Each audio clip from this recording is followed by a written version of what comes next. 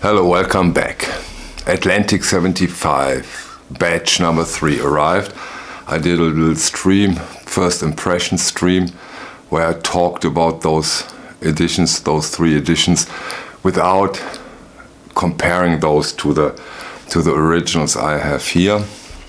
Now in this video I will do the comparison, so the hardcore test of those records. And yeah, it was quite a nice session, great records, great music, and let's get right into my impressions and opinions about the 3. Let's start with the biggest one in a way. Literally, Lamp Lies Down the Broadway. you see the Spine 4-disc set in a wonderful gatefold, almost box set in a way. So here is disc 1 and 2, disc 3 and 4. Wow, wonderful! This is amazing, really amazing, and quite a heavy release. Yeah, the original came out in 1974. It was the 6th album by Genesis and the last one with Peter Gabriel. I compared the analog production release to my 2. I have 2 of them actually. 2 original first British pressings, Porky Cut. I'm lucky to have one very good, very clean copy. Those are really hard to get.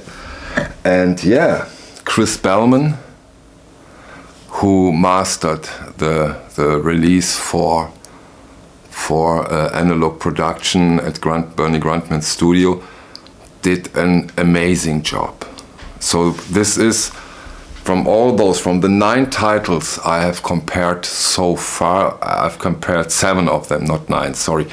But through all these comparisons, also when it comes to this video, I can say that this, for the first time, is day and night. So we have this blanket effect here, and it's not a thin blanket when it comes to the reissue. And that really was a surprise. Okay, The Lamp Lies Down the Broadway, the original, in my opinion, is not an amazing sounding album, but this difference was a surprise. The reissue of Lamp Lies Down the Broadway in the Atlantic 75 series is way better than the original. Way more details, way more dynamics, so really more of everything. And but I get into some general thoughts of the Atlantic 75 series so far at the end of the video, and this also gets into this. But this difference came as a big surprise to me. I didn't expect that to be that big. So, no more things to say, as that Bellman did an amazing job with it. Of course, the 45 RPM format helps here, but again, I didn't expect it to be this big. Really amazing, really surprising. The second release I want to talk about here is the Phil Collins Hello, I Must Be Going.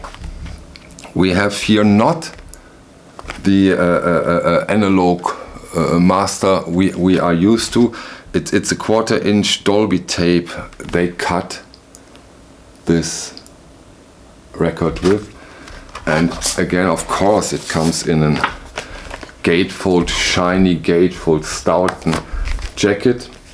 I compared it to my first US pressing, so not the British pressing in this case, simply because I wasn't able to get a nice British copy. I just didn't. I got a great American pressing, and here we are quite closer together. The difference is not this big, although the big plus on the analog, on the Atlantic 75 against the original is the higher grade of detail, way more detailed, and the original is slightly punchier when it comes to the drumming. It's almost as if they concentrated in 1984 only on Phil Collins' drumming.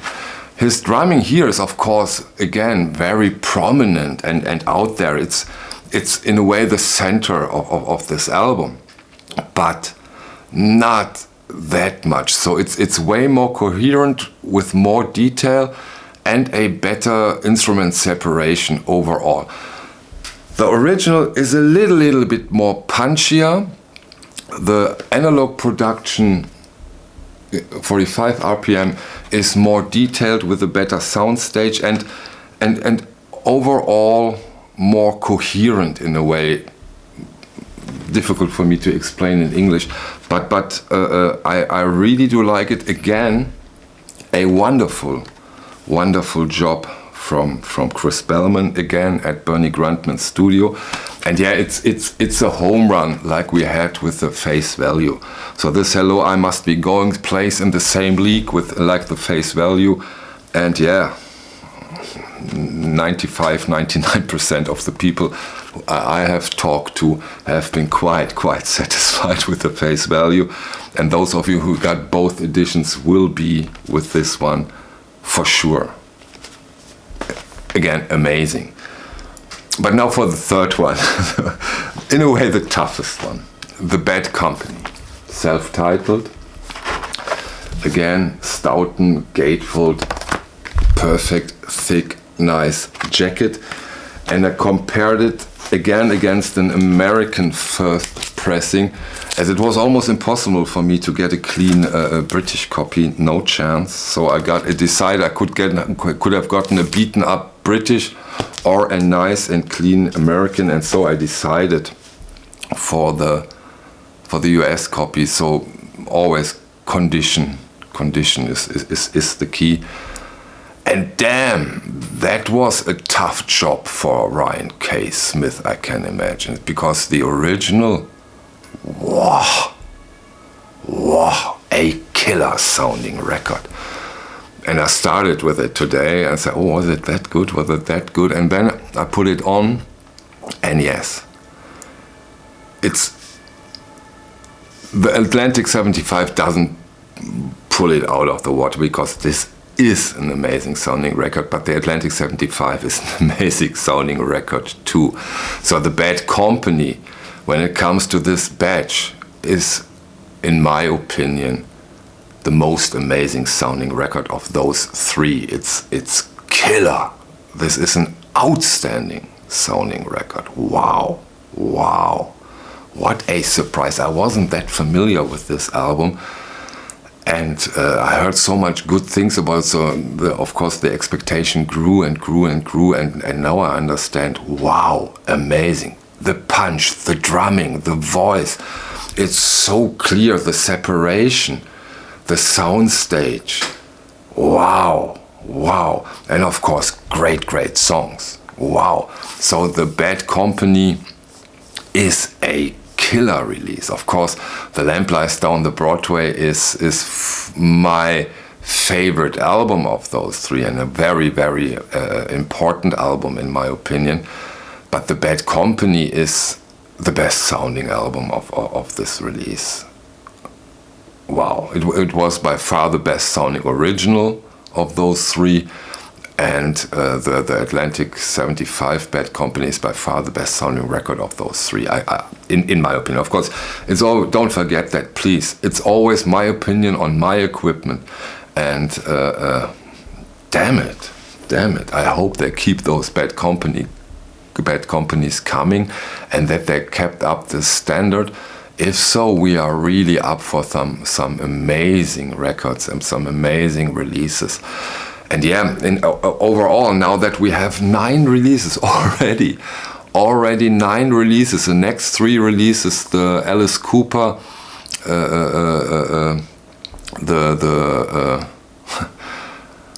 Ray Charles and the Wilson Pickett is coming early January, 5th of January, so then we have already 12. But what I can say now so far when I listen to the first 9 releases is that they luckily resisted the urge, or probably they had the urge to make audiophile releases, soften them up, making them very pleasing, soft, mellow.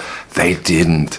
Like they did with the Elephant, the UHQR, they kept the whole idea of the original, of the time when those records came out. That's really, through every release of it, you could feel that they wanted to give the idea of the original to us.